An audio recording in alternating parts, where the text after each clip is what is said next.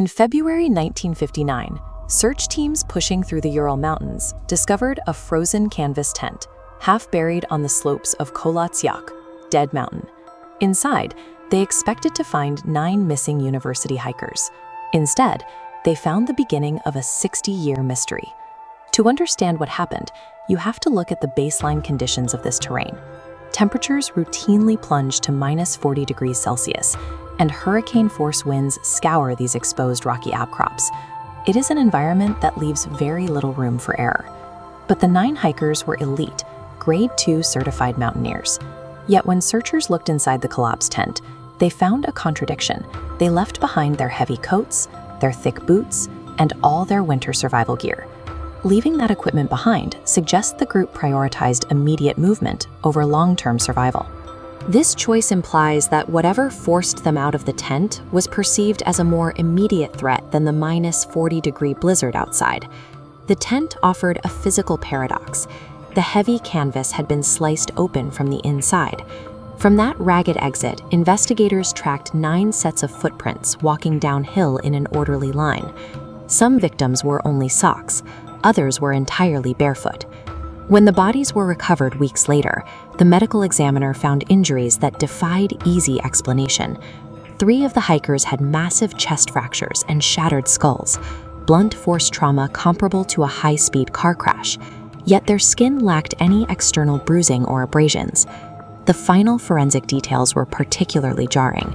Several of the bodies found in a nearby creek were missing soft facial tissue. They lacked eyes, lips, and in one case, a tongue.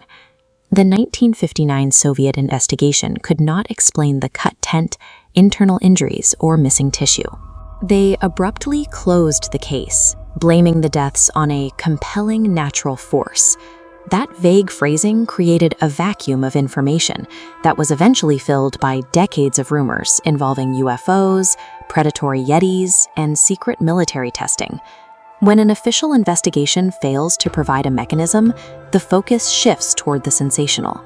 However, modern scientific analysis has begun to deconstruct the specific physics of this crime scene.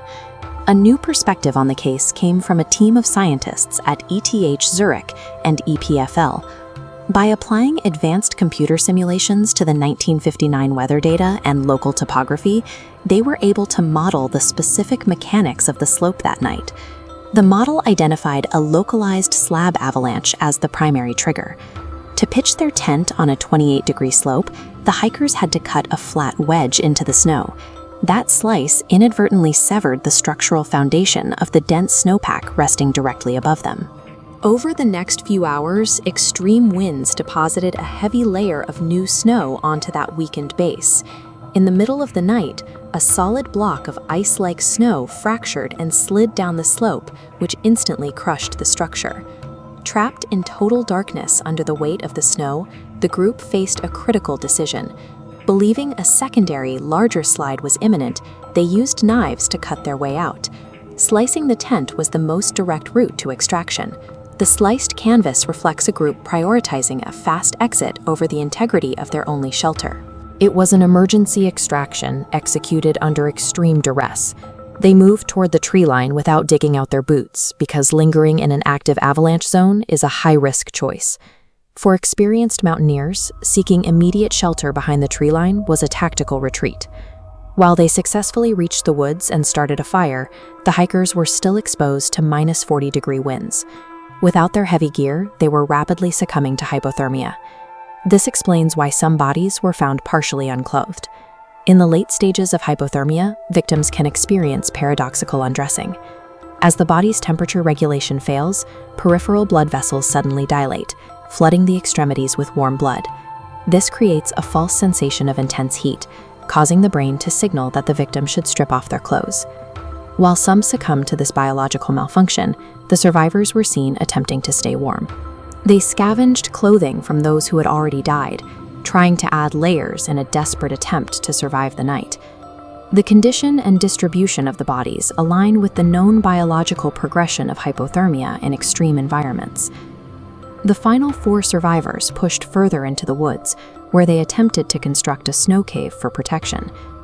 A review of the topography at the site revealed that in the darkness, The survivors stumbled over the edge of a steep, rocky ravine, hidden beneath the snow. The drop led to a violent impact against rock in the stream bed below. A high-velocity fall into a rocky ravine accounts for the massive internal trauma.